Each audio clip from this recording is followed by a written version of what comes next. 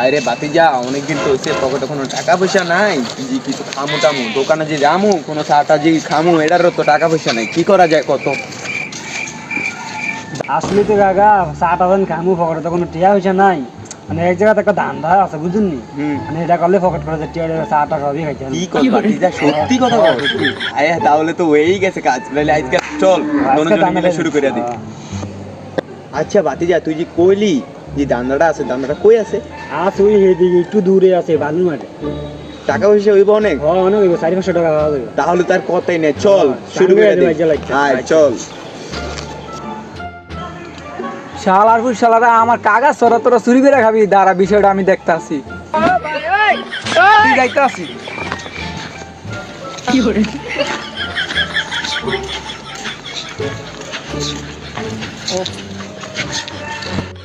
কাকা কাকা আমরা কি আরেন?